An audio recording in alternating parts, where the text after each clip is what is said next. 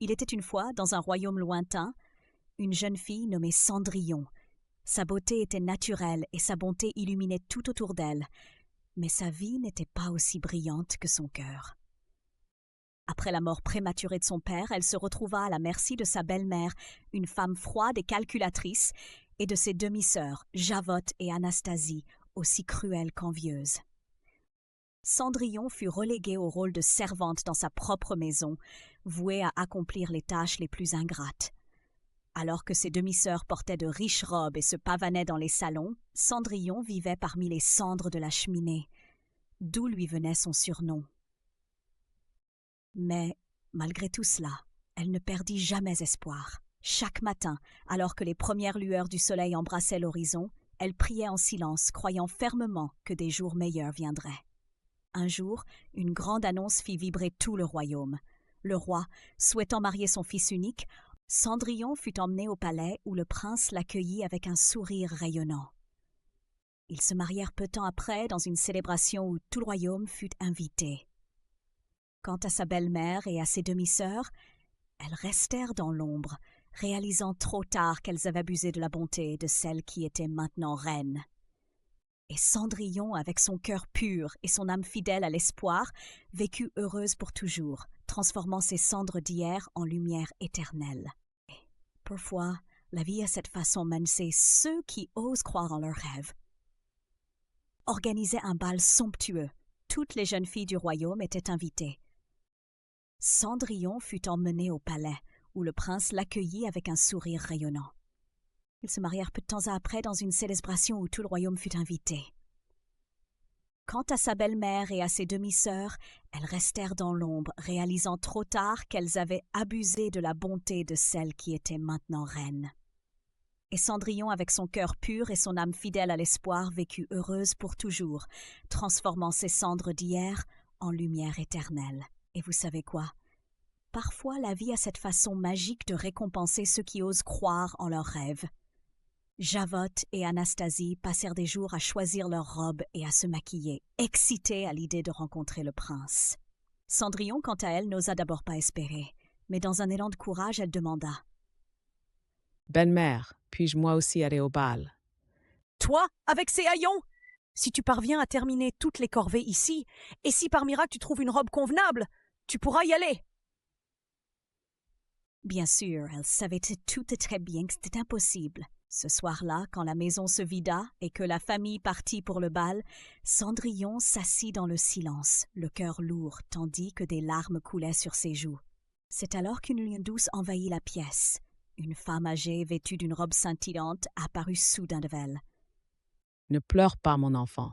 Je suis ta marraine la fée, et ce soir, tu iras au bal. » Avec un sourire et un coup de baguette magique, la marraine transforma une citrouille en un magnifique carrosse doré, des souris en chevaux fringants et un vieux chien en valet digne d'un roi. Enfin, avec un dernier mouvement de sa baguette, les haillons de Cendrillon devinrent une somptueuse robe de bal, complétée par des pantoufles de verre étincelantes. « Souviens-toi, ma chère, le charme prendra fin au dernier coup de minuit. Tu dois être rentrée avant. » Dans une explosion, Cendrillon arriva au palais. Sa beauté était telle que tout le monde s'arrêta pour la regarder. Même le prince, qui était habitué aux riches dames du royaume, fut frappé par son élégance naturelle. Il lui tendit la main, l'invita à danser, et pendant toute la soirée, il ne la quitta pas du regard. Le temps passa si vite que Cendrillon ne remarqua pas l'horloge approcher de minuit. Alors que le dernier coup retentissait, elle se précipita hors du palais, perdant une de ses pantoufles de verre sur les marches. Elle monta dans son carrosse, qui se transforma en citrouille au moment même où elle atteignit sa maison. Elle rentra essoufflée, son cœur battant encore à l'idée de la magie qu'elle venait de vivre.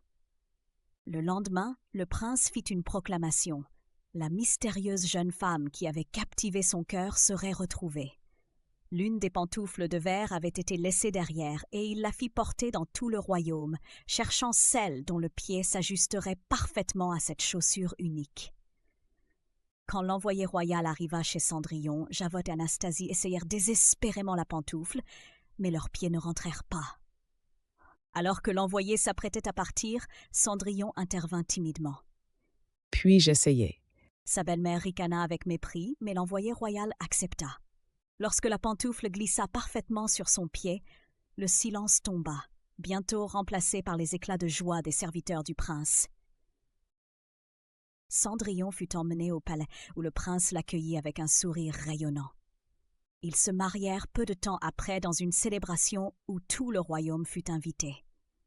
Quant à sa belle-mère et à ses demi-sœurs, elles restèrent dans l'ombre, réalisant trop tard qu'elles avaient abusé de la bonté de celle qui était maintenant reine. Et Cendrillon, avec son cœur pur et son âme fidèle à l'espoir, vécut heureuse pour toujours, transformant ses cendres d'hier en lumière éternelle. Et vous savez quoi? Parfois la vie a cette façon magique de récompenser ceux qui osent croire en leurs rêves.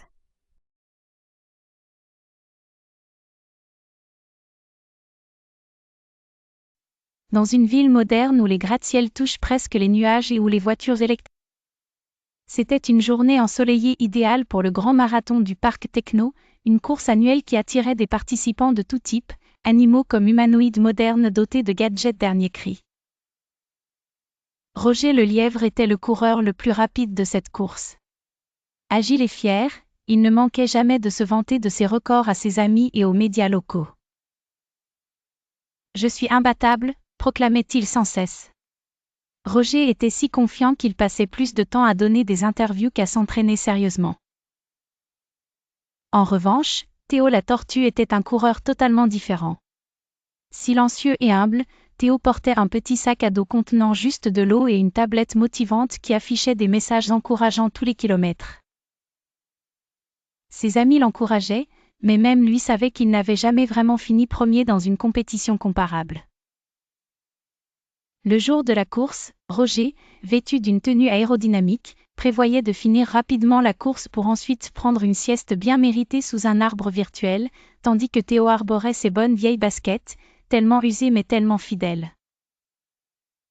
Au signal de départ, Roger bondit en avant, prenant immédiatement une avance considérable. Il riait pour lui-même, son esprit déjà préoccupé par ce qu'il raconterait aux journalistes après sa victoire. En un rien de temps, il atteignit la moitié du parcours. Convaincu qu'il était impossible pour Théo de le rattraper, il s'installa confortablement sous l'arbre virtuel préprogrammé pour une rapide sieste.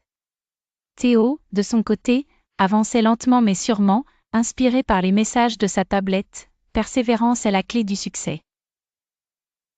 Il passa devant les immeubles, les ponts en verre et finalement, aperçut le lièvre endormi à l'ombre de l'arbre. Théo continua simplement, pas après pas, avec détermination. Quand Roger se réveilla enfin, il fut stupéfait. Il vit la silhouette de Théo qui approchait de la ligne d'arrivée. Malgré sa rapidité incroyable, la distance était trop grande pour le lièvre qui vit Théo franchir la ligne d'arrivée en premier. Ce jour-là, toutes les caméras étaient tournées vers Théo, le héros de la course. C'était une victoire éclatante pour la patience et la détermination.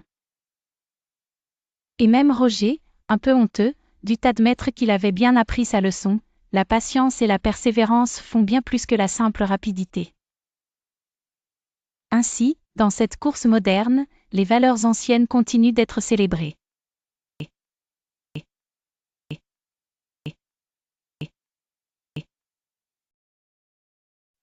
Il était une fois, dans un petit village entouré par la forêt, une fillette appelée Chaperon Rouge. Un jour, sa mère lui demanda d'apporter une galette et un petit pot de beurre à sa grand-mère malade. Avant de partir, elle lui donna un conseil précieux: reste sur le chemin et, surtout, sois prudente avec les inconnus. Chaperon Rouge était curieuse et pleine d'énergie, mais elle savait que sa mère avait raison. Elle suivit le sentier à travers la forêt, chantonnant gaiement. Mais soudain, elle entendit une voix douce et intrigante. C'était le loup, qui l'observait depuis les ombres des arbres. Il s'approcha avec un sourire rusé. « Bonjour, petite Chaperon Rouge. Où vas-tu avec tant de joie ?» Chaperon Rouge se souvint des paroles de sa mère et répondit prudemment: « Je vais voir ma grand-mère qui est malade, monsieur. » Le loup, curieux, proposa un jeu: « Si tu réponds à mes énigmes, je te montrerai un chemin plus rapide. Sinon, je te raconterai une histoire effrayante. » Es-tu prête à relever le défi? Chaperon rouge, intrigué, accepta le défi. Le loup lui proposa la première énigme, je traverse les champs, mais jamais ne marche. Je m'invite aux fêtes, mais jamais ne parle. Que suis-je? Chaperon rouge réfléchit. Puis elle sourit, le vent. Le loup, surpris par sa réponse rapide, continua avec une seconde énigme, je ne peux être touché mais je peux être cassé. Que suis-je? Elle répondit avec assurance, une promesse. Avec chaque énigme, Chaperon rouge devenait plus sage et plus alerte. Elle réalisa que le loup essayait de la distraire de son chemin. Avec une dernière énigme difficile, elle prouva sa sagesse et son courage. Finalement, elle arriva chez sa grand-mère. En racontant son aventure, sa grand-mère la félicita pour sa prudence. Les énigmes du loup t'ont appris à être prudente et à te méfier des inconnus. N'oublie jamais que tous ne sont pas ce qu'ils semblent être. Chaperon rouge rentra chez elle avec une leçon précieuse. La prudence et la sagesse sont ses meilleurs alliés dans la vie. Et depuis ce jour, elle se remémora toujours cette aventure avant de prendre une décision importante. La morale de l'histoire est de toujours écouter les conseils avisés et d'apprendre à discerner les intentions cachées des autres. Il était une fois, dans un petit village ensoleillé, un jeune homme nommé Étienne qui venait de perdre son père, un meunier pauvre mais aimant. À sa grande surprise, l'unique héritage qu'il reçut fut un chat, Oscar. Étienne se sentait déçu. Comment un simple chat pouvait-il être utile? Cependant, ce n'était pas un chat ordinaire. Oscar était rusé et doté d'une intelligence impressionnante. Dès le premier jour chez Étienne, il dit, « Ne t'inquiète pas, jeune maître. Fais-moi confiance, je vais transformer notre vie. » Étienne, amusé et un peu incrédule, décida de suivre les conseils de ce chat inhabituel. Oscar trouva vite une solution pour améliorer leur sort. Il enfila des bottes de cuir qu'il avait trouvées dans une vieille malle, ce qui lui conférait une démarche encore plus assurée. Il se rendit au château voisin où vivait le roi Albert. Sachant que le roi aimait les histoires incroyables et intéressantes, Oscar se mit à raconter des récits fabuleux sur Étienne, le présentant comme un noble dénommé le marquis de Carabas. Chaque jour, Oscar apportait des cadeaux au roi, prétendument de la part du marquis. Le roi, impressionné par la générosité et l'esprit du supposé marquis, décida d'inviter Étienne à son château. Oscar prépara son maître pour la grande rencontre, l'habillant comme un véritable noble. Le jour de la visite, Oscar manigança pour qu'Étienne croise la princesse Céleste dans les jardins royaux. Ils firent connaissance et s'apprécièrent immédiatement. Impressionné par le charme d'Étienne et les histoires d'Oscar, Céleste envisagea l'idée d'une amitié, peut-être même plus. Bien entendu, tout ne se passa pas sans quelques difficultés. Oscar dut déjouer les plans d'un sorcier jaloux du nom de Vlad qui avait entendu parler de cette amitié naissante. Grâce à son astuce et sa loyauté envers Étienne, Oscar réussit non seulement à protéger son maître mais aussi par la ruse et la loyauté d'Oscar, Étienne trouva un nouveau chemin dans sa vie, plein de promesses et d'aventures. Et bien sûr, il se souvint toujours que derrière chaque grand homme, il y a souvent un chat très astucieux.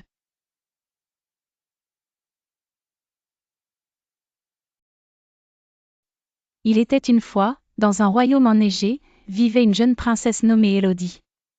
Élodie avait un pouvoir particulier, son cœur était fait de glace. Elle était capable de transformer tout ce qu'elle touchait en glace, et cela l'effrayait beaucoup. Pour cette raison, elle s'était isolée, ne laissant personne s'approcher trop près. Cependant, un hiver éternel menaçait son royaume, plongé dans un froid glacial. Les habitants craignaient que la magie d'Élodie n'en soit la cause. Déterminée à sauver son royaume et sa famille, Élodie décida de partir en voyage pour découvrir comment contrôler ses pouvoirs. Durant ce voyage, elle fit la rencontre de personnages extraordinaires. Premièrement, elle rencontra Léo, un lutin espiègle au grand cœur, qui lui montra l'importance de l'amitié.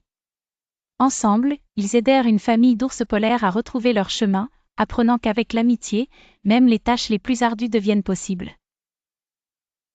Ensuite, Élodie croisa le chemin de Sarah, une vieille conteuse sage, qui lui raconta des histoires anciennes sur le pardon.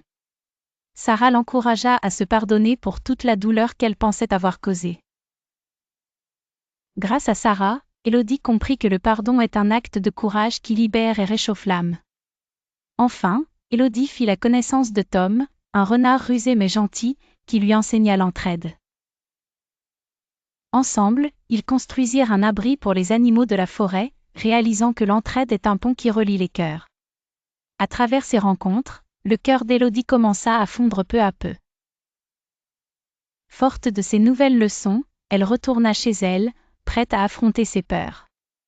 En voyant l'amour dans les yeux de sa famille, elle laissa enfin son cœur s'ouvrir. D'un geste, elle dissipa l'hiver, ramenant le printemps tant attendu. Élodie avait appris que l'amour sincère est comme le soleil. Il réchauffe même le cœur le plus froid et éloigne les ombres de la peur.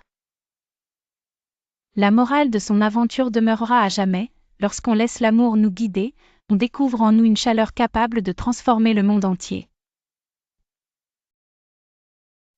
Il était une fois, dans le royaume lumineux des mers, une jeune sirène nommée Mélodie. Mélodie était connue pour sa curiosité et son grand cœur. Un jour, elle entendit parler d'un joyau magique, le cœur de l'océan, qui représentait la sincérité et l'amour familial. Ce joyau aurait le pouvoir de renforcer les liens entre tous les êtres de la mer. Fascinée par cette idée d'unité et d'amour, Mélodie se mit en quête du joyau. Pour le trouver, elle dut accomplir une série d'épreuves mystérieuses préparées par les gardiens des mers. La première épreuve consistait à traverser un labyrinthe de coraux ensorcelés. Avec patience, Mélodie apprit à observer les courants et la danse des poissons pour trouver le chemin. La deuxième épreuve fut celle de la confiance. Un dauphin joueur nommé Azur l'accompagna, mais Mélodie doutait encore de sa réelle intention. Lorsqu'elle fut prise au piège dans un tourbillon, Azur, prouvant sa fidélité, plongea pour la sauver. Comprenant l'importance de faire confiance, Mélodie poursuivit sa quête avec son nouvel ami. La dernière épreuve mit à l'épreuve sa gratitude.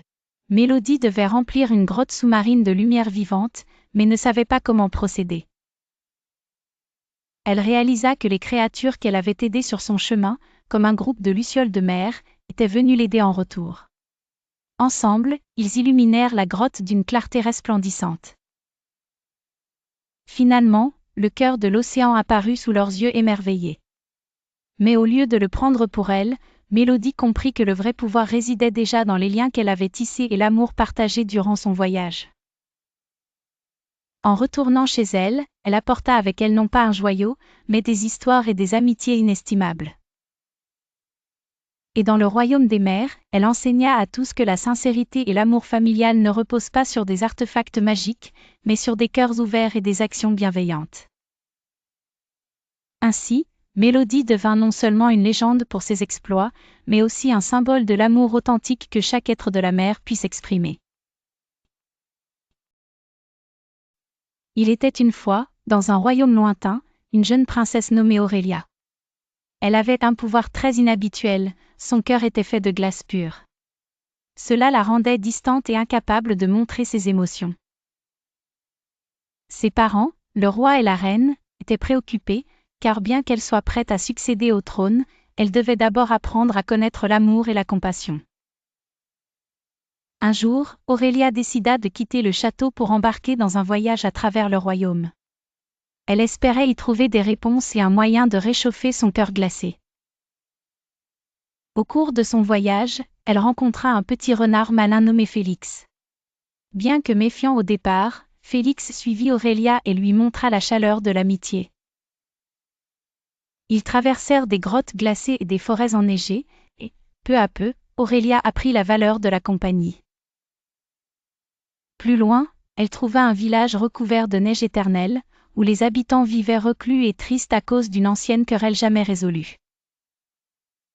Aurélia, fortifiée de son amitié avec Félix, décida de les aider. Elle leur apprit l'importance du pardon, les convainquant de se réconcilier. Sa volonté d'aider et de comprendre les autres la toucha profondément. Chaque acte de gentillesse qu'elle accomplissait la changeait, un morceau de glace de son cœur fondait. Un soir, alors que Félix et elle étaient adossés à un grand sapin, Aurélia réalisa que l'amour sincère, celui qu'elle ressentait pour sa famille et ses nouveaux amis, avait réchauffé son cœur. Elle retourna au château, transformée. Ses parents furent émus par le changement. Ils virent dans ses yeux la chaleur qu'ils désespéraient de voir un jour. Ainsi, la morale qu'Aurélia apprit pendant son périple est que l'amour et l'entraide peuvent réellement réchauffer même les cœurs les plus gelés. Le pouvoir n'est rien sans amour, et chaque cœur glacé peut un jour fondre sous la douce chaleur de l'amour sincère. Il était une fois, dans un royaume lointain recouvert de neige éternelle, une jeune princesse appelée Élodie. Élodie avait un cœur glacé, littéralement. Elle vivait dans un magnifique palais de glace avec sa famille et passait ses journées à créer des sculptures de glace magnifiques. Cependant, Élodie était incapable de montrer ses émotions ou d'exprimer son amour envers sa famille. Le royaume entier la connaissait pour sa beauté glaciale mais aussi pour son absence de chaleur émotionnelle. Un jour, alors qu'une tempête de neige balayait le royaume, une vieille sage est arrivée au palais. Elle a regardé Élodie avec des yeux pénétrants et lui a dit doucement : « Il est temps que tu partes en voyage, ma chère, un voyage pour réchauffer ton cœur. » Intriguée et un peu effrayée, Élodie a décidé de partir. Elle a voyagé à travers de vastes étendues glaciales jusqu'à un petit village reculé où elle a rencontré Lucas, un jeune garçon qui avait un don étonnant pour raconter des histoires. Lucas lui a appris l'importance de l'amitié en lui montrant qu'il est toujours là pour elle, malgré son apparente froideur. Ensemble, ils ont aidé les habitants du village lorsque les loups affamés sont descendus des montagnes enneigées. Plus loin, Élodie a rencontré Clara, une fleuriste au cœur immense, qui lui a appris le pardon. Clara avait autrefois souffert d'une grande peine, mais elle avait surmonté sa douleur en pardonnant ceux qui lui avaient fait du tort. En passant du temps avec Clara, Élodie a compris que garder des rancunes ne fait que renforcer la glace autour de son cœur. Finalement, Élodie a rencontré Hugo, un forgeron dont le rire était contagieux. Hugo lui a enseigné l'entraide en lui montrant que travailler ensemble peut faire fuir le froid le plus amer. Grâce à ces rencontres, Élodie a appris que l'amour sincère pouvait vraiment réchauffer son cœur glacé.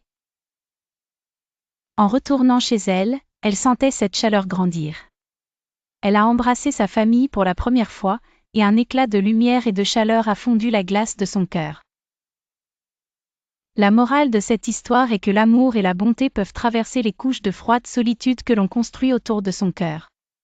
Les émotions ne sont pas une faiblesse, mais une force qui unit et réchauffe. Élodie a découvert que l'amour véritable est la magie la plus puissante de toutes. Il était une fois, dans le royaume de Glascoeur, une jeune princesse nommée Éline. Elle était connue pour sa beauté éblouissante et son cœur glacé. Depuis toute petite, elle avait du mal à exprimer ses émotions. Sa famille l'aimait profondément, mais Éline, effrayée par ses propres sentiments, restait distante. Un jour, une mystérieuse tempête de neige s'abattit sur le royaume, figé depuis des siècles. Le roi et la reine, inquiets, demandèrent à Éline de partir en voyage afin de comprendre la raison de ce phénomène et surtout, pour retrouver la chaleur de son propre cœur. Éline, plutôt réticente, se mit en route, emmitouflée dans son manteau de princesse. En chemin, elle rencontra Célie, une petite fée espiègle qui vivait dans la forêt enchantée. Célie montra à Éline l'importance de l'amitié en l'accompagnant tout au long de son périple.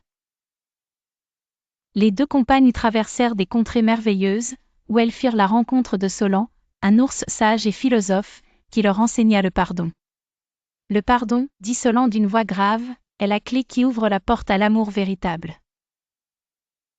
Grâce à ces rencontres, Éline commença à comprendre la valeur des émotions et des liens humains. Mais c'est au sommet de la montagne de cristal que la leçon ultime l'attendait. Là-bas, elle fit la connaissance de Lyra, une sirène à la voix ensorcelante. Lyra chanta une mélodie douce qui illustrant l'entraide et le soutien familial. Touchée par la beauté de cette chanson, Éline réalisa combien elle tenait à sa famille.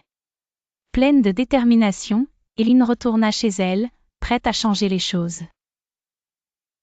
À son arrivée, elle embrassa ses parents et dit, pour la première fois, combien elle les aimait. Le royaume tout entier sentit alors un vent doux balayer la tempête glaciale, ramenant le printemps. Éline avait découvert que l'amour sincère a le pouvoir de réchauffer même le cœur le plus froid. Depuis ce jour-là, le royaume de Glasgow vécut dans l'harmonie et le bonheur, Éline y faisant régner la douceur et l'affection. La morale de cette histoire est claire, l'amour et le pardon sont des forces puissantes qui peuvent transformer nos cœurs et notre monde. Dans la forêt enchantée, vivait un corbeau nommé Corvus. Corvus était très fier de ses plumes noires et brillantes. Un beau matin, alors qu'il se percha sur une branche haute, il trouva un fromage délicieux laissé par les humains du village voisin. Oh, que ce fromage était parfumé! Corvus l'attrapa dans son bec et s'installa confortablement sur une branche pour le déguster. C'est alors qu'un renard rusé nommé Renard, qui avait tout vu, s'approcha en silence. « Oh, bonjour, monsieur Corbeau !» s'exclama Renard d'une voix mielleuse. « Que vous êtes beau! Que vous me semblez joli avec vos plumes noires luisantes. Sans doute êtes-vous aussi doué pour chanter.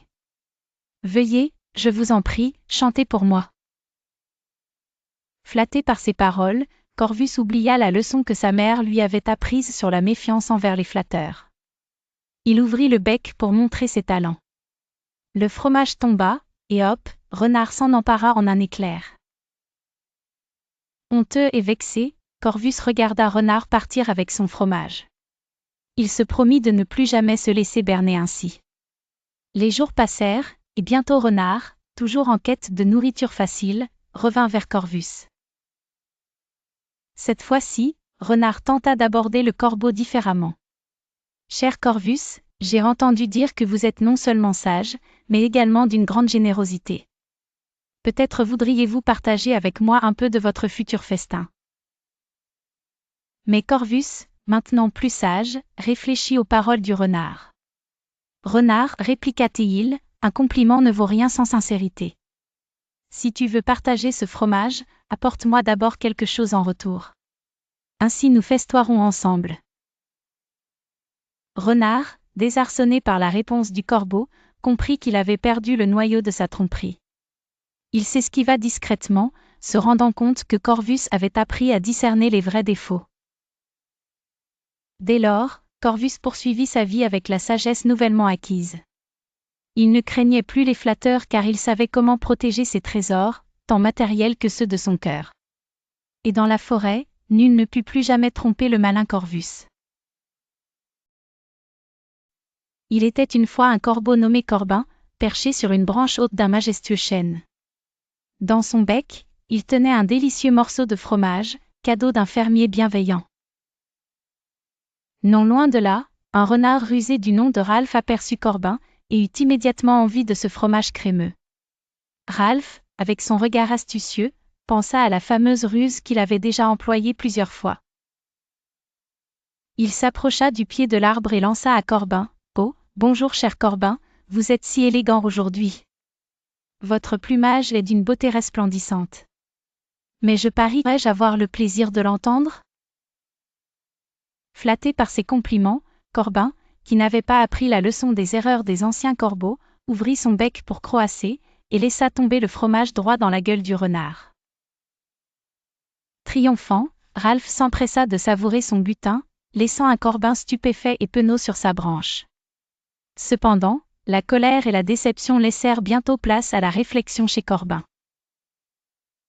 Il se mit à se remémorer d'autres occasions où les compliments avaient pu cacher des intentions peu scrupuleuses. Corbin décida alors de devenir plus attentif aux véritables motivations de ceux qui l'encensaient. Quelques jours plus tard, Ralph tenta de renouveler son coup avec un autre fromage. « Ah, mon cher ami Corbin, quel majestueux oiseau vous êtes !» commença-t-il encore. Mais cette fois-ci, Corbin ne broncha pas. Il observait Ralph avec un petit sourire en coin, tenant fermement son fromage. Puis, sans un mot, il s'envola dignement vers un autre arbre. Cette victoire, bien que modeste, donna à Corbin un sentiment de fierté. Il avait su reconnaître le piège dissimulé derrière le masque de la flatterie. Depuis ce jour, Corbin n'avait plus peur d'écouter les paroles aimables, mais il savait surtout dégager le vrai du faux. Ainsi, le corbeau et le renard continuèrent à vivre dans la forêt, chacun ayant appris une leçon précieuse. L'un était devenu plus sage, tandis que l'autre avait rencontré pour la première fois un corbeau qui savait se méfier des flatteurs. Fin. Fin. Fin. Fin. Fin. Il était une fois une fillette appelée Petit Chaperon Rouge, connue pour son joli manteau rouge que sa grand-mère lui avait offert. Un jour, sa mère lui demanda d'apporter une galette et un pot de beurre à sa grand-mère malade qui vivait de l'autre côté de la forêt. Avant de partir, sa mère lui dit « Reste sur le chemin et ne parle pas aux inconnus ». Sage conseil que Petit Chaperon Rouge comprit, mais elle était aussi si curieuse et courageuse. En s'enfonçant dans la forêt, elle rencontra un loup, mais pas n'importe quel loup. Ce loup avait un air rusé et portait un chapeau élégant. « Bonjour Petit Chaperon Rouge », dit le loup poliment. « Où vas-tu avec ce délicieux panier ?» Sûre d'elle, elle répondit « Je vais chez ma grand-mère ». Le loup sourit. « Une petite fille courageuse comme toi doit sûrement savoir résoudre des énigmes. Si tu réussis à résoudre mes défis, je te laisserai passer plus vite jusqu'à chez elle. Mais attention, si tu te trompes, le chemin vers chez ta grand-mère te prendra beaucoup plus de temps et tu devras être prudente. » Petit Chaperon Rouge accepta, se rappelant qu'elle devait être prudente et réfléchie. La première énigme était à propos de la forêt. « Je suis quelque chose que tu ne vois pas, mais qui murmure dans le vent. Qui suis-je » Petit Chaperon Rouge réfléchit. Elle se souvint de la sagesse de sa mère, « Sois attentive », et elle répondit, « C'est le secret de la forêt. » Étonné par sa perspicacité, le loup rusé lui proposa un deuxième défi, traverser la rivière sans se mouiller. Utilisant une branche tombée comme un pont, Petit Chaperon Rouge arriva de l'autre côté sèche comme un biscuit. En chemin, elle rencontra d'autres défis, chaque fois plus complexes, et chaque victoire lui apprenait une leçon vitale. Ne te fie pas aux apparences, fais confiance à ton instinct, et sois toujours prête à réfléchir calmement. Elle arriva enfin chez sa grand-mère, le loup l'accompagna, émerveillé par sa sagacité. Il lui dit, « Petit Chaperon Rouge, aujourd'hui, tu as prouvé que le courage est aussi celui de savoir dire non aux tentations du chemin et de toujours écouter les conseils sages. » Et ils prirent ensemble un thé avec sa grand-mère, en riant des aventures de la journée. La morale de cette histoire est que le vrai courage est souvent dans la prudence et la sagesse face aux défis qui se présentent à nous. Il était une fois un renard nommé Rousselin, connu dans toute la forêt pour ses farces et ses tours espiègles. Un jour, il invita sa nouvelle amie Sigrette, une élégante cigogne avec un grand bec, à dîner chez lui. Sigrette, ravie de cette invitation, accepta sans hésiter. Le soir venu, Sigrette se posa délicatement sur le seuil de la maison de Rousselin. L'odeur délectable d'un potage parfumé flottait dans l'air, et son ventre gargouillait d'impatience. Rousselin l'accueillit chaleureusement, un sourire rusé se dessinant sur ses lèvres. « Installe-toi confortablement, chère Sigrette. Le festin commence, » déclara-t-il en plaçant devant elle une assiette plate remplie de soupe. Sigrette essaya tant bien que mal de goûter la soupe avec son long bec, mais impossible. Toute la délicieuse soupe glissait sur le côté. De son côté, Rousselin lapait le potage avec délice, jetant de temps à autre un regard amusé à son ami. Malgré la déception, Sigrette ne montra rien et remercia poliment Rousselin pour son accueil. « Quelle charmante soirée, cher Rousselin, » dit-elle avec un clin d'œil audacieux. « Je t'invite à mon tour à dîner demain soir. » Le lendemain, Rousselin, enthousiaste pour le repas de Sigrette, se rendit chez elle. L'odeur d'un repas alléchant le fit saliver sur place. Sigrette l'invita à sa table avec un grand sourire et présenta le repas dans un vase haut et étroit. Rousselin se débattit avec le vase, incapable d'atteindre le contenu délicieux avec son museau court. Pendant ce temps, Sigrette savourait chaque bouchée gracieusement avec son bec adapté, en regardant Rousselin d'un air amusé. la leçon, Rousselin réalisa combien son tour avait été désagréable pour Sigrette. « Sigrette, je me rends compte maintenant que j'ai été un bien mauvais hôte. Je m'excuse sincèrement, avoua-t-il, la tête baissée. » Sigrette répondit avec gentillesse, « Cher Rousselin, je suis heureuse que tu aies compris. Amusons-nous de la manière dont nous nous sommes appris quelque chose. Une amitié est plus forte avec respect et réciprocité. » Depuis ce jour, Rousselin n'oublia jamais la leçon de la cigogne et devint un ami fiable et respecté, reconnu non pour ses tours, mais pour sa générosité et son respect envers les autres animaux de la forêt. Et chacun savait qu'une invitation chez Rousselin promettait désormais un festin adapté à tous les convives.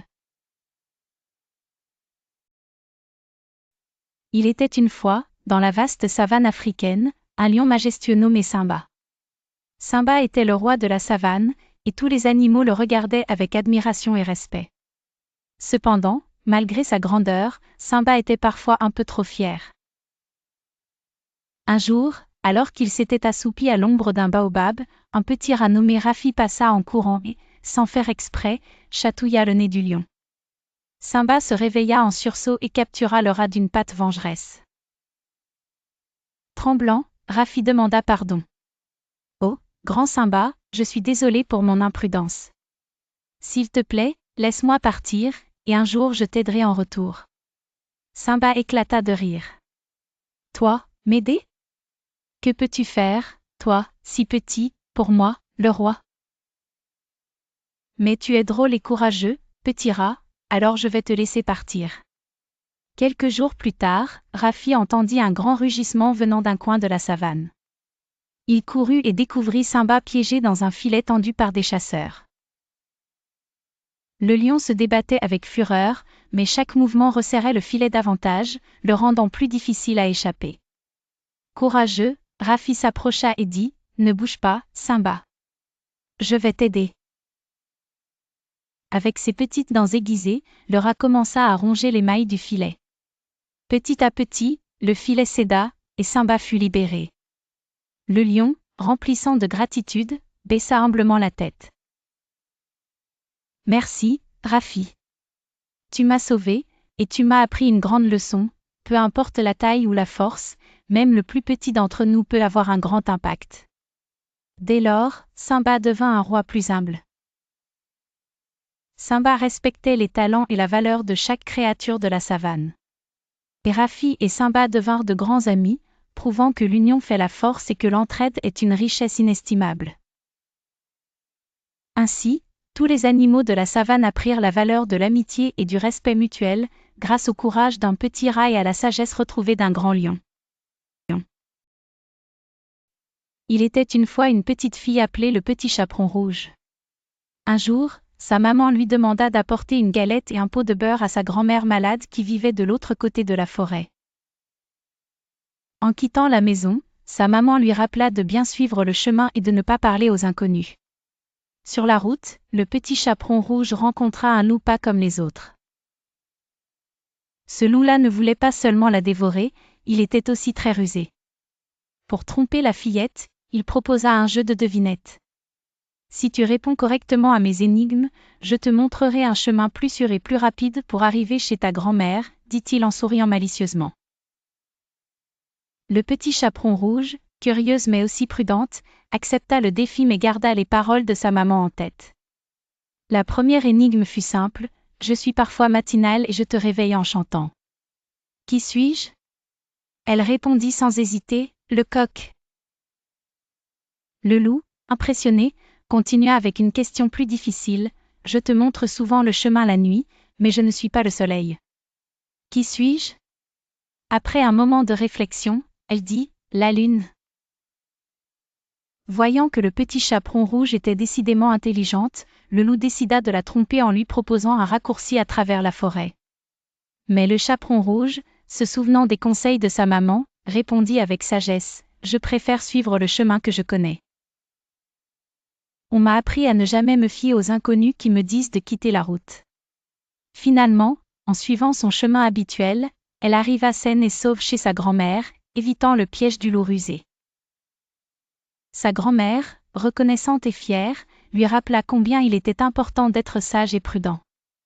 Ainsi, le petit chaperon rouge apprit que même si les énigmes et les défis peuvent être amusants, il faut toujours être vigilant face aux inconnus. Elle rentra chez elle sereine, heureuse d'avoir appris une précieuse leçon sur la prudence et le courage. Il était une fois une petite fille, Lise, connue sous le nom de Petit Chaperon Rouge en raison du magnifique manteau rouge que sa grand-mère lui avait offert. Un matin, sa maman lui demanda de porter un panier rempli de délicieux gâteaux à sa grand-mère malade, qui vivait de l'autre côté de la forêt. « Souviens-toi, ma chérie, ne parle pas aux inconnus et reste sur le chemin, » avertit sa maman. Lise partit joyeusement, rassurée par les oiseaux qui chantaient à travers les arbres. Mais soudain, elle rencontra un loup au pelage argenté. « Bonjour, petit chaperon rouge, » dit le loup avec un sourire enjôleur. « Où vas-tu avec tant de jolies gâteries ?» Lise se rappela les mots de sa maman, mais la curiosité la poussa à répondre.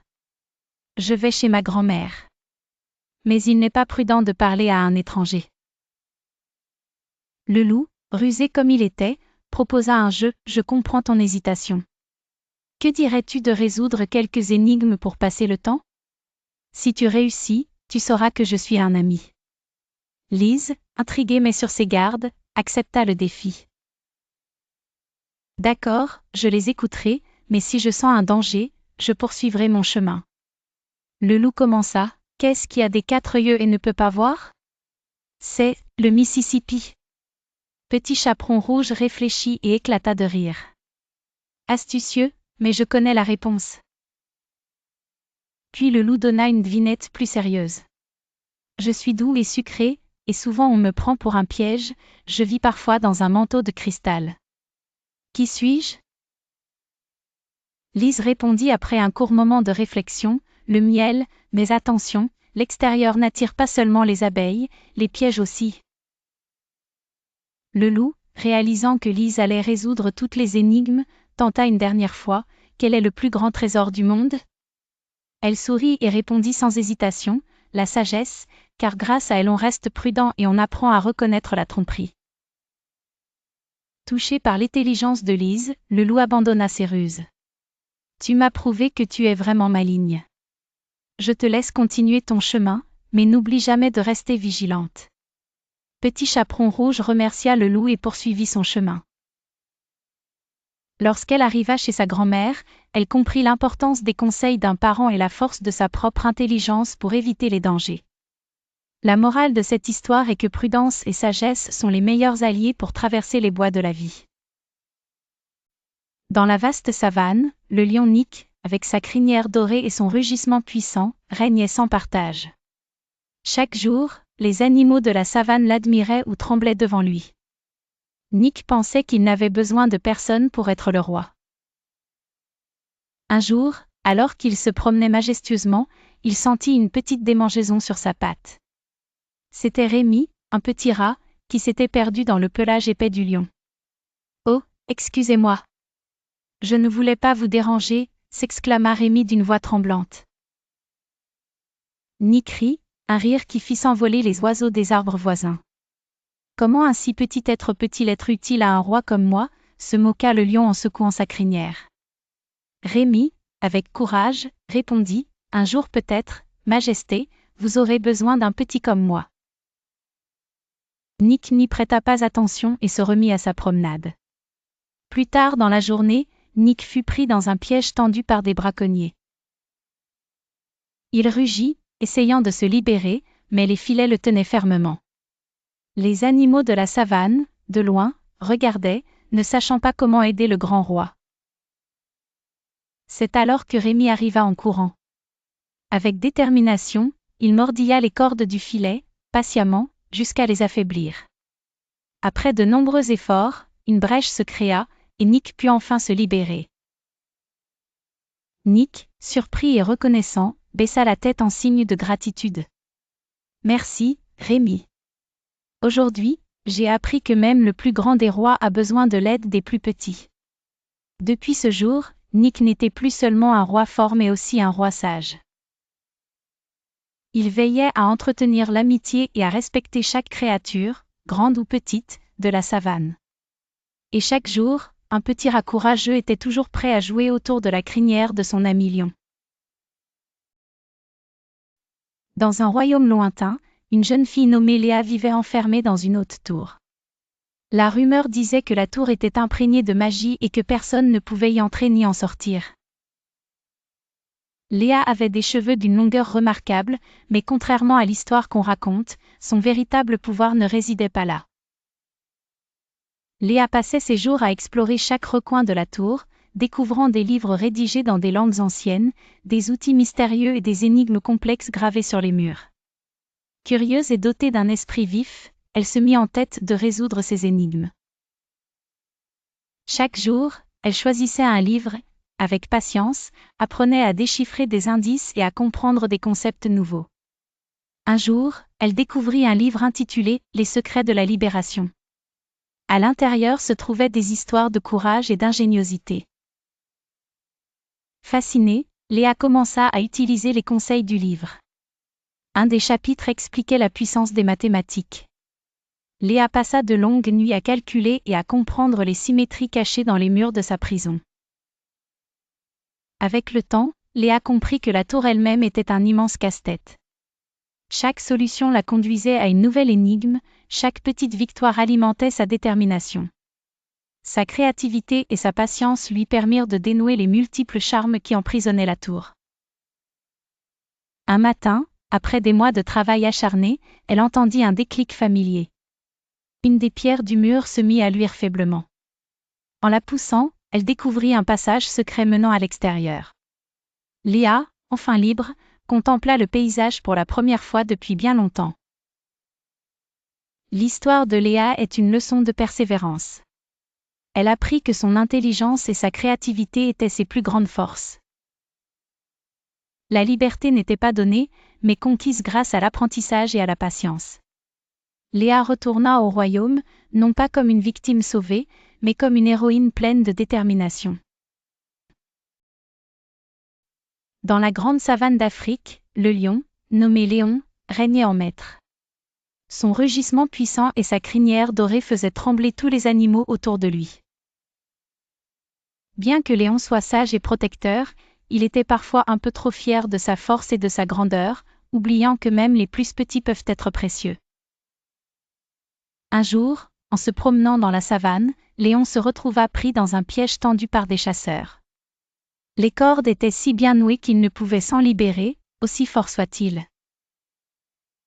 En cherchant désespérément une solution, s'efforce, espérant que quelqu'un vienne à son aide. C'est alors qu'un petit rat nommé Rémi, de nature courageuse et toujours en quête d'une bonne action, entendit son appel. Rémi n'était pas n'importe quel rat, il était connu pour son grand cœur et sa volonté d'aider les autres, peu importe leur taille ou leurs origines. Quand il arriva, Léon le regarda d'abord avec dédain. Que pouvait bien faire un petit rat comme lui face à ce piège? Mais Rémi, sans se laisser intimider par la stature du lion, s'approcha et dit « N'aie crainte, grand roi, je peux t'aider. » Rémi commença à ronger les cordes avec ses petites dents aiguisées. Lentement mais sûrement, les cordes commençaient à céder. Léon, impressionné par la détermination et la rapidité du rat, se sentait baisser sa fierté. Après un moment qui parut une éternité, la dernière corde céda, et Léon fut enfin libre. « Je suis libre grâce à toi, Rémi », s'écria Léon avec gratitude. « Je suis le roi, mais aujourd'hui, tu m'as montré la vraie valeur de l'humilité et de l'entraide. » À partir de ce jour, un lien d'amitié inébranlable se forma entre Léon et Rémi. Et Léon, le grand roi de la savane, n'oublia jamais que, parfois, même les plus petits peuvent accomplir les plus grandes choses. Il était une fois un chat nommé Félix, doté d'une intelligence rare et d'un cœur loyal.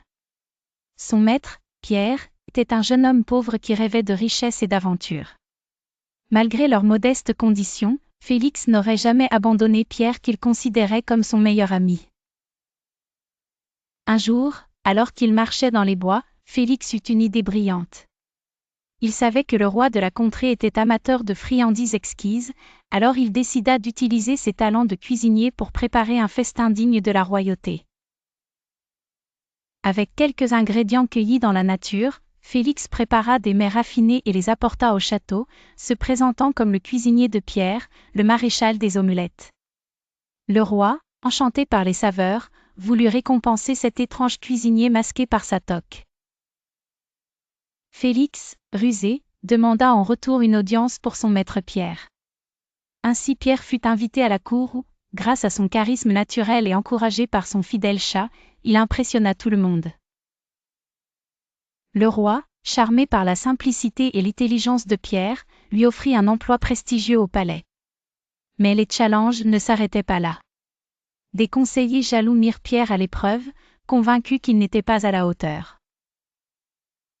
Toutefois, avec l'aide de Félix qui écoutait secrètement les complots puis prodiguait ses conseils à Pierre, ils surmontèrent chaque obstacle. Un jour, un dragon menaça la ville. Félix élabora un plan audacieux, il se déguisa en un gigantesque chat de feu avec des reflets dorés, grâce à quelques tours de passe-passe et un peu de magie de la forêt, effrayant le dragon qui s'enfuit, terrifié. Pierre et son chat furent célébrés comme des héros.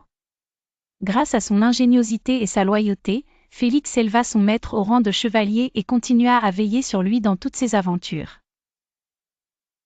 Et c'est ainsi que Pierre et Félix vécurent heureux, prouvant que l'intelligence, la fidélité et un peu de ruse peuvent vaincre tous les défis. Dans une douce prairie où se dresse une charmante chaumière, vivait une maman chèvre avec ses 7 petits chevreaux pleins de malice et de curiosité. Chaque matin, avant de partir chercher de la nourriture, maman chèvre donne des recommandations à ses chevreaux.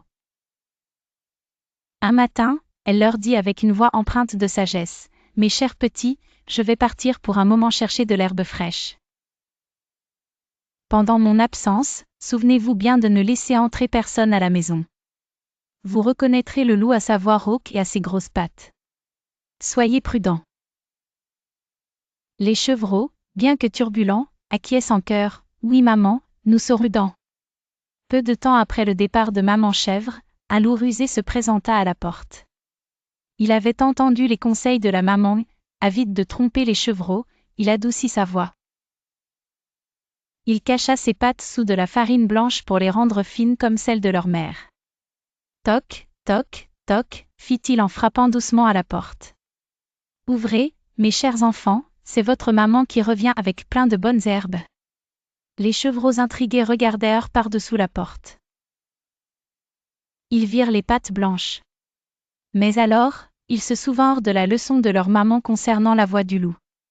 L'un des chevreaux dit en chuchotant, « Attendez, maman a une voix douce, écoutons plus attentivement. » Alors, depuis l'autre côté de la porte, ils demandèrent, « Chante-nous une chanson. » Pris au piège, le loup hésita, puis grogna une mélodie maladroite qui dévoila sa voix rauque. Les chevreaux se mirent à rire et répondirent d'une voix assurée, « Sale loup, nous ne te croyons pas, va-t'en. » Mortifié, le loup s'enfuit, et les chevreaux, fiers de leur astuce, attendirent le retour de leur maman. Quand elle rentra, ils lui racontèrent leur aventure. Maman chèvre fut émue et félicita ses petits pour leur vigilance.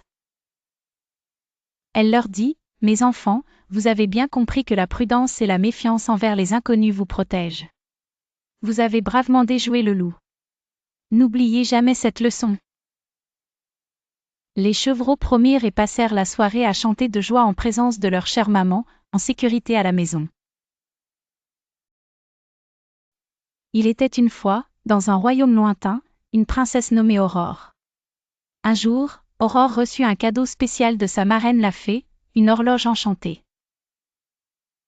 Cette horloge n'était pas ordinaire, car elle ne basculait pas seulement entre les heures, elle parlait à Aurore et lui montrait comment chaque moment de la vie était précieux.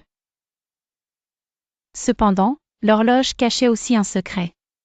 Un mystérieux sort avait été jeté sur le royaume, et seule Aurore pouvait le lever en résolvant des énigmes et des défis magiques.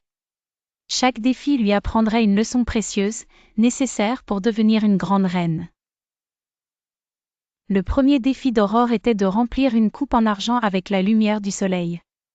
Pas facile, pensa-t-elle.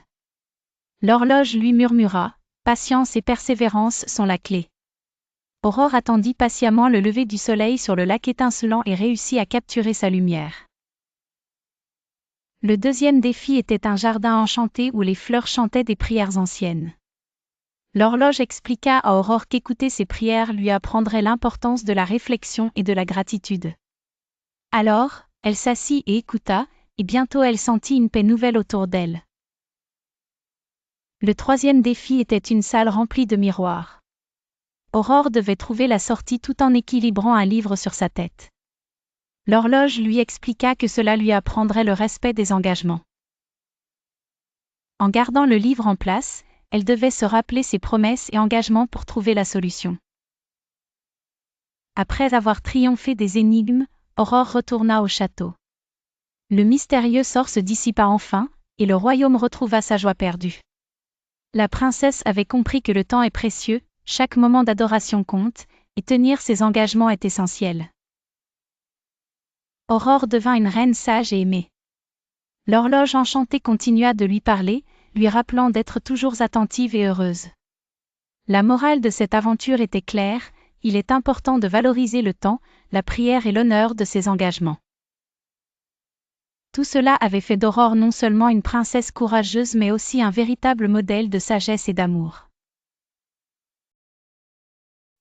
Il était une fois, dans un royaume lointain, une princesse appelée Émilie. Pour son anniversaire, on lui offrit une horloge enchantée qui pouvait parler et l'aider à comprendre l'importance du temps. Un jour, un mystérieux sort fut jeté sur le royaume, plongeant tout le monde dans un sommeil éternel. Seule Émilie, avec l'aide de son horloge magique, pouvait lever ce sort. L'horloge lui expliqua que pour briser le sort, elle devait résoudre une série d'énigmes et défis magiques, chacun lui enseignant une leçon précieuse. Le premier défi était dans la forêt du temps perdu. Émilie devait discerner les moments importants à retenir, car parfois, ce qui semble long est en fait précieux. Elle apprit alors à donner de la valeur à chaque instant de sa vie. Ensuite, elle rencontra un vieux sage qui lui donna le défi de la prière du cœur. Elle devait composer une prière sincère, pleine d'espérance et de sincérité. En trouvant les mots justes, Émilie comprit le pouvoir de la prière pour réfléchir et guider ses décisions. Le troisième défi fut dans la grotte des promesses éternelles, où elle devait tenir une promesse envers une créature enchantée. Grâce à ce défi, elle découvrit comment respecter ses engagements et que tenir parole est une valeur qui bâtit la confiance. Finalement, Émilie arriva devant un miroir magique gardant le dernier secret, une énigme sur le respect de l'autrui et de la nature. En résolvant l'énigme, elle comprit qu'en respectant les autres et sa propre planète, elle contribuait à un monde meilleur. Alors que le dernier rayon de l'horloge se leva, le royaume s'éveilla, et Émilie avait grandi, riche des aventures vécues. La morale de son aventure fut que le temps est un trésor, le respect un bien précieux, et la prière, une alliée puissante. Les épreuves achevées lui avaient montré l'importance de rendre chaque moment compte et d'être toujours fidèle à soi-même et à l'univers. Ainsi, Émilie régna plus sage et éternelle bienfaitrice de son royaume. Il était une fois, dans les profondeurs étincelantes de l'océan, une jeune sirène nommée Ondine. Ondine, avec sa chevelure d'un bleu saphir et ses écailles scintillantes, était connue pour son esprit curieux et son amour pour sa famille. Sa grand-mère lui racontait souvent l'histoire d'un joyau magique qui symbolisait l'amour sincère et les liens familiaux, caché quelque part au fond de l'océan. Un jour, poussée par son désir de voir cette rare merveille, Ondine décida de partir à sa recherche. Elle ne savait pas que pour gagner le joyau, elle devait accomplir une série d'épreuves qui mettraient à l'épreuve ses valeurs de patience, de confiance et de gratitude. La première épreuve l'amena à traverser le jardin des courants. Ici, les courants étaient si imprévisibles qu'ils semblaient danser autour d'elle. Ondine devait écouter attentivement leur rythme et être patiente pour naviguer à travers ce dédale fluide sans se faire emporter. Grâce à sa persévérance, elle réussit. Ensuite, elle atteignit l'antre des requins sages. Ces requins n'étaient pas dangereux, mais ils ne révéleraient leur savoir qu'à ceux qui osaient leur faire confiance. Ondine, à première vue effrayée, comprit qu'elle devait les approcher avec un cœur ouvert et confiant. En prouvant son courage, les requins lui offrirent un indice précieux pour sa quête. La dernière épreuve se tenait dans la caverne des miroirs écologiques, où Ondine devait trouver le chemin vers le joyau en montrant sa gratitude envers la nature. Chaque miroir reflétait une partie de l'océan, et en remerciant chaque créature et chaque plante pour leur rôle dans l'écosystème, un chemin secret se dessina devant elle. Finalement, Ondine arriva devant le joyau étincelant. Mais plutôt que de simplement le prendre, elle se rendit compte que la véritable magie n'était pas dans le joyau lui-même, mais dans les leçons qu'elle avait apprises au cours de son voyage. En retournant chez elle, elle partagea ses enseignements avec sa famille.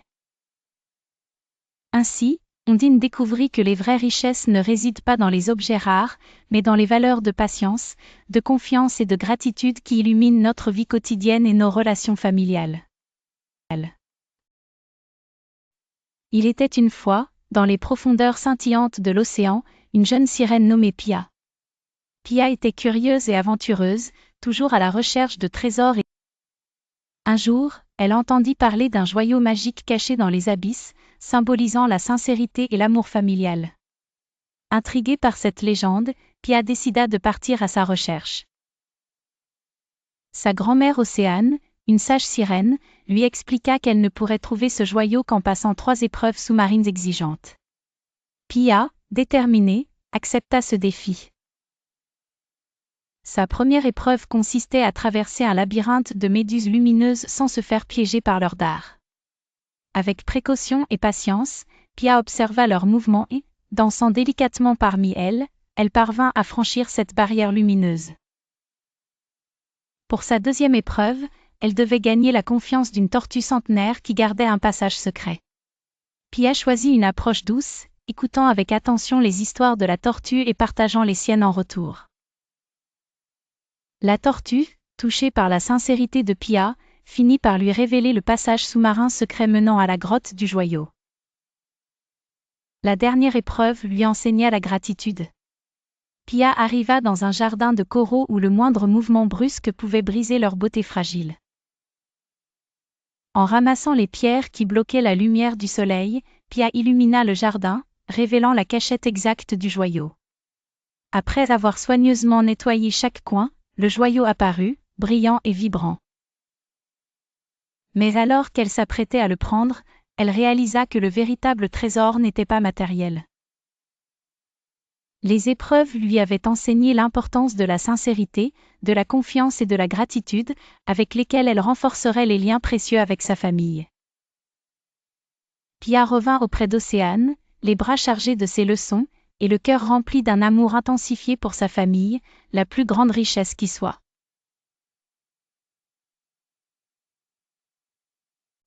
Il était une fois, dans un royaume lointain, une princesse prénommée Aurore.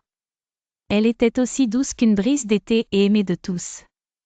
Le jour de son 15e anniversaire, elle reçut un cadeau magique de la fée sage, une horloge enchantée.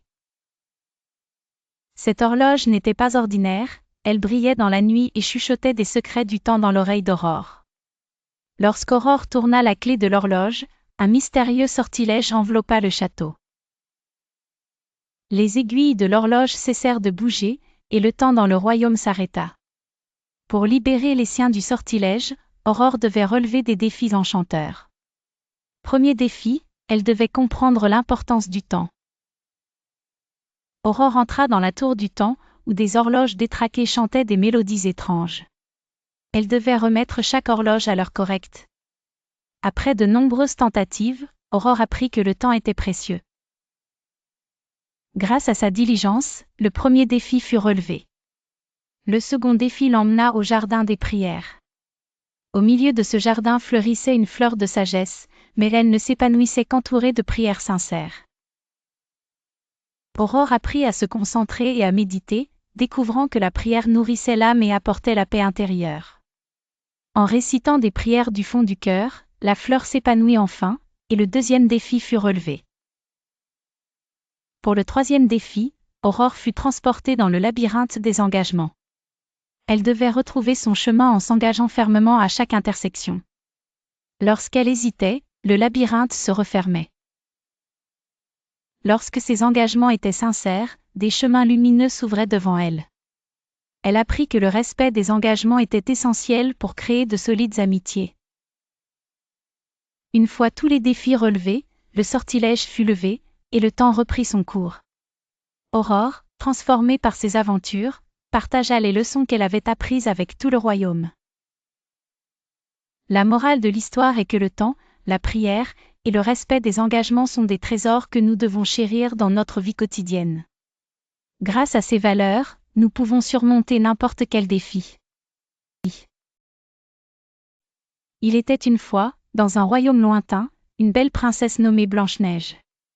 Jalouse de sa beauté, sa méchante belle-mère, la reine, tentait par tous les moyens de se débarrasser d'elle. Un jour, Blanche-Neige s'échappa dans la forêt profonde pour sauver sa vie. Épuisée, elle tomba sur une petite chaumière. Mais au lieu de trouver sept nains, elle y découvrit sept sages, chacun avec une leçon précieuse à enseigner. Le premier sage, Saphir, lui apprit la patience. Sache attendre le bon moment pour agir, lui dit-il. L'onyx, courageux, l'aida à surmonter ses peurs.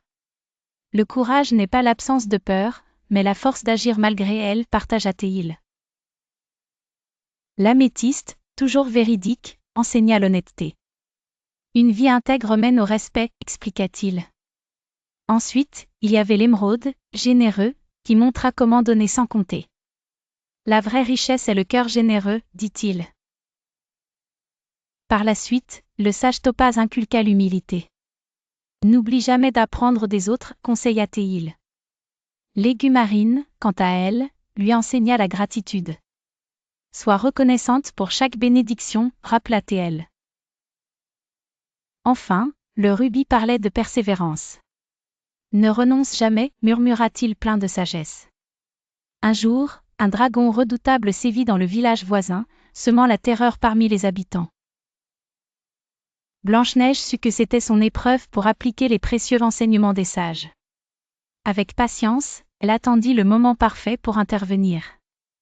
Elle fit preuve de courage en affrontant le dragon, tout en restant honnête sur ses capacités. Elle mit en place un plan, partageant généreusement ses idées avec les villageois, et avec humilité, elle apprit des plus expérimentés.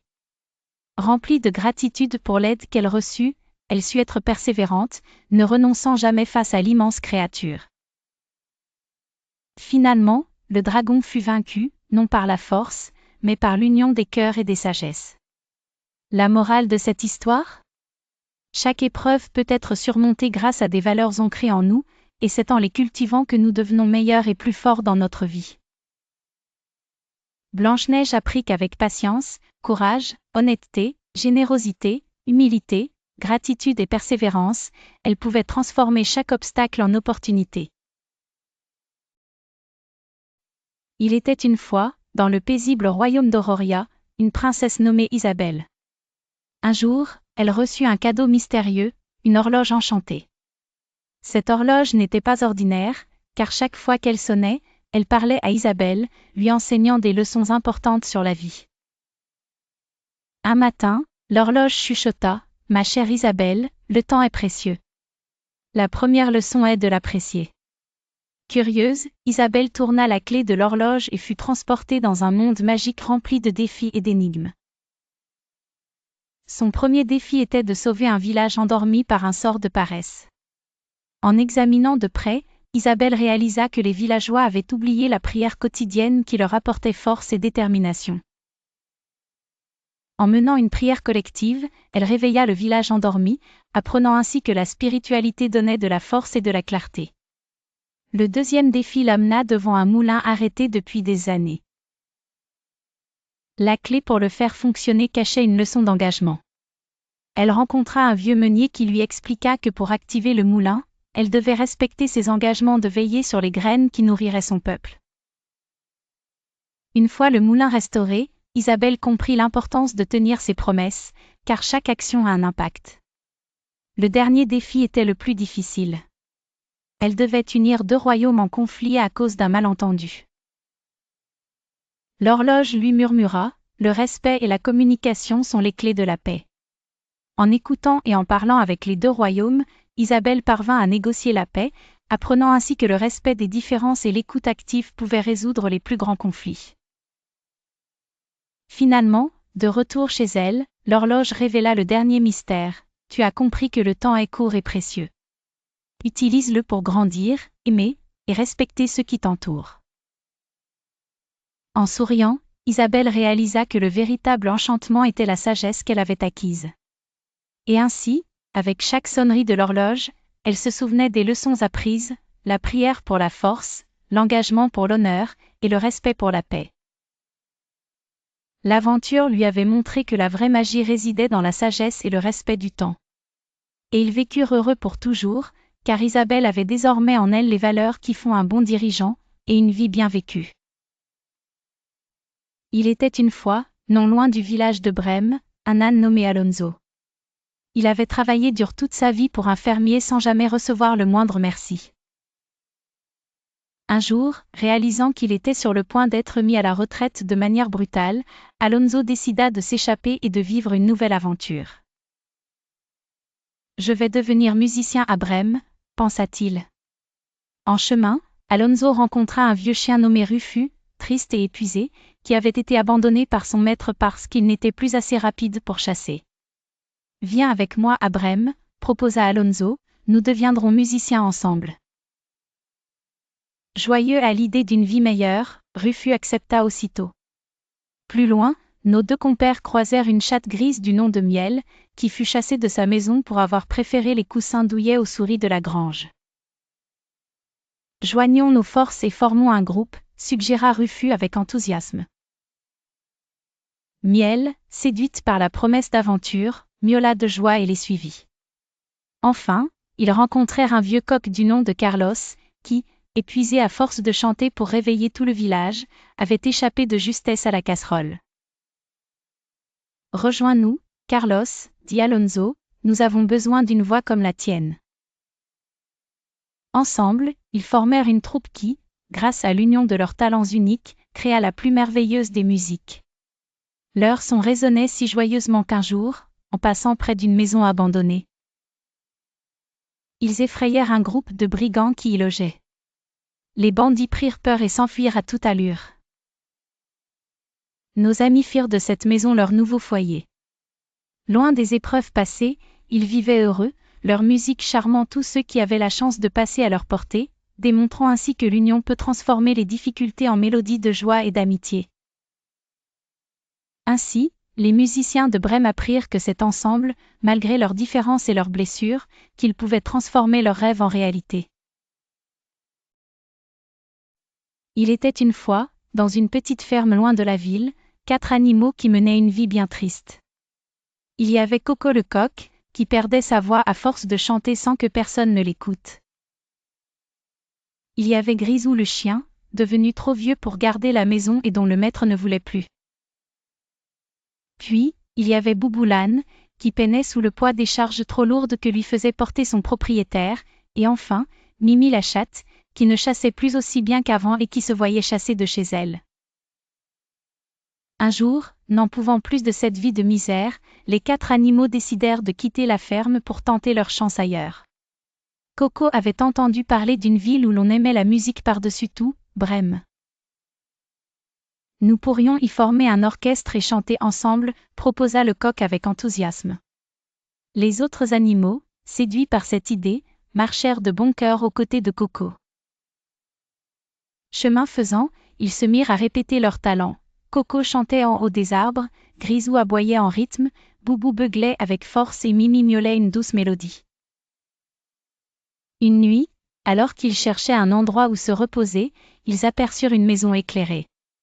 Curieux, ils s'approchèrent, par la fenêtre, virent une bande de voleurs festoyer autour d'une table pleine de victuailles. Les animaux décidèrent de donner un concert improvisé pour les effrayer. Coco vola jusqu'au toit et commença à chanter à plein poumon, Boubou se mit à braire de toutes ses forces.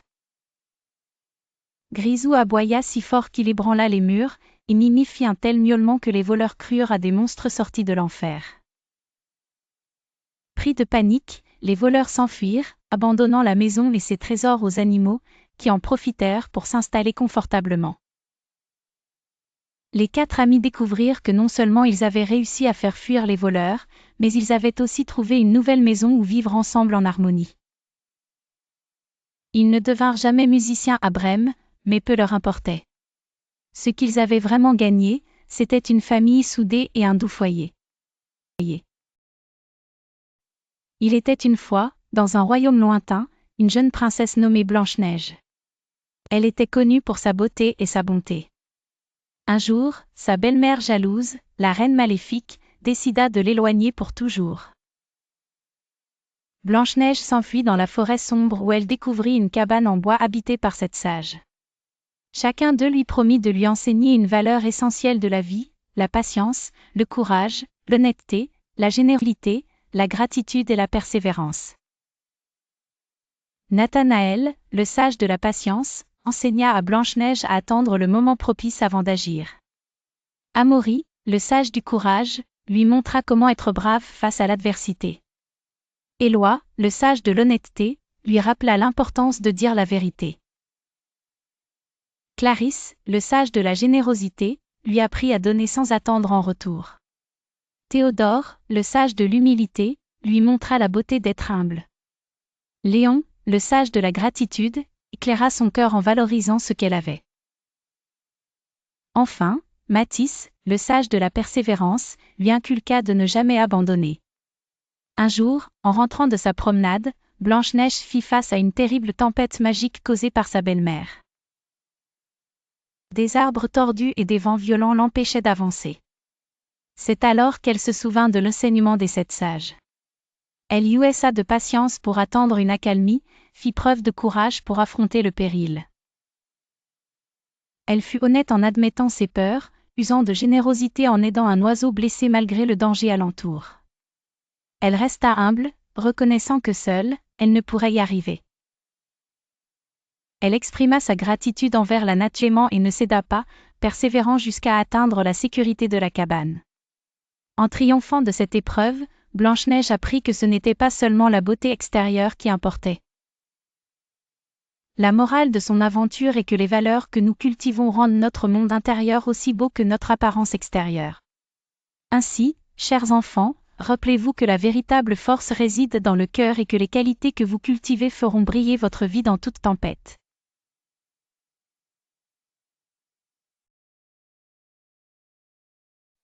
Dans un petit village nommé Moustillon, vivait un jeune garçon nommé Théo.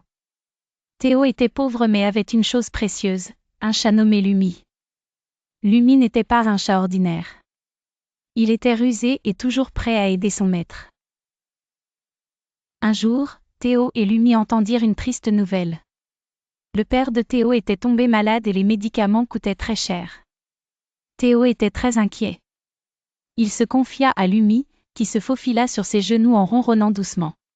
« Ne t'inquiète pas, Théo, dit Lumi d'une voix douce que seul Théo pouvait entendre. J'ai un plan. » Aussitôt, Lumi se mit en action. Il enfila une petite paire de bottes rouges brillantes qu'il avait trouvées dans l'ancien grenier. Avec ses bottes, il semblait plus confiant et prêt à affronter le monde. D'abord, Lumi se rendit dans la forêt voisine. Il connaissait un endroit secret où les champignons rares poussaient. Grâce à son flair incroyable, il cueillit les meilleurs et les plus gros champignons. Ensuite, il alla voir le boulanger du village, une grande encyclopédie des remèdes naturels. Avec un sourire malicieux, Lumi proposa au boulanger d'échanger les champignons magnifiques contre une part de pain frais. En échange, pourrais-tu me donner aussi des herbes médicinales ? Demanda Lumi. Impressionné par l'unicité des champignons, le boulanger accepta l'échange. Avec des herbes magiques et du pain dans ses pattes, Lumi retourna chez Théo. Lumi prépara une potion spéciale avec les herbes. « Fais boire ça à ton père, conseilla Théil. Les herbes lui redonneront des forces. » Grâce à ce mélange, le père de Théo récupéra vite sa santé. Théo était ému et rempli de gratitude envers Lumi. Il savait que sans l'ingéniosité et la loyauté de son chat, il aurait perdu quelqu'un de très cher. Théo et Lumi continuèrent à vivre ensemble dans le village, appréciant chaque jour comme un trésor. Et de cet épisode, tout le monde à Moustillon se rappela qu'une véritable loyauté couplée à de l'ingéniosité pouvait surmonter les plus grands défis. Il était une fois, dans une ville animée et bruyante, un garçon intelligent nommé Max. Max était le plus jeune d'une fratrie de 7 enfants. Ses parents, pris dans le tourbillon de la vie moderne, travaillaient durement pour subvenir aux besoins de leur famille, mais, malheureusement, ils étaient souvent débordés et distraits. Un jour, alors qu'ils étaient censés rentrer à la maison après l'école, Max et ses frères et sœurs se perdirent dans les quartiers enchevêtrés de la ville immense. Les ruelles semblaient toutes identiques, et les enfants se sentaient de plus en plus inquiets. Mais Max, avec son esprit vif, avait remarqué de petites choses en chemin. Il se souvenait des panneaux de signalisation, des graffitis particuliers, et même des bornes à incendie colorées. « Ne vous inquiétez pas, dit-il avec assurance, j'ai mémorisé notre chemin. » Max prit la tête du groupe, utilisant chaque détail de la ville comme un fil d'Ariane, pour retisser leur trajet perdu. En chemin, ils rencontrèrent des défis, des chiens errants qui aboyaient, des rues bondées à traverser, et même un ballon de football qui voulait les distraire. Mais Max restait concentré. Avec patience, il expliquait calmement à ses frères et sœurs comment rester en sécurité en traversant la rue et les rassurait contre la tentation d'aller jouer. Finalement, à force de détermination et de débrouillardise, Max réussit à ramener tout le monde sain et sauf à la maison. Ses parents étaient soulagés et extrêmement fiers de leur petit Max, qui avait prouvé son courage et son intelligence en sauvant ses frères et sœurs. Grâce à cette aventure, Max et sa famille avaient appris l'importance de rester ensemble et de se faire confiance, même dans les moments les plus déroutants. Il était une fois, dans un petit village entouré de forêts verdoyantes, un jeune homme nommé Pierre. Pierre était gentil, mais il n'avait pas beaucoup de chance dans la vie. Un jour, alors qu'il errait près de la rivière, il trouva un chaton aux yeux scintillants de malice. Pierre décida de garder l'animal et le nomma Filou. Filou n'était pas un chat ordinaire. Avec son pelage soyeux et ses petites moustaches frémissantes, il cachait une intelligence peu commune. Un jour, il entendit que le moulin du village allait fermer, ce qui menaçait de laisser Pierre sans travail ni nourriture. Déterminé à aider son maître, Filou élabora un plan. Il commença par se rendre dans la forêt et y attrapa un lapin qu'il amena en cadeau au seigneur du village. Cet humble présent vient de la part de mon maître, le marquis de Carabas, inventa promptement Filou. Le seigneur, flatté et amusé par l'idée de recevoir un cadeau si inattendu, accepta avec plaisir. Filou n'en resta pas là. Chaque semaine, il rapportait au seigneur des cadeaux, toujours en prétendant qu'il venait de ce mystérieux marquis.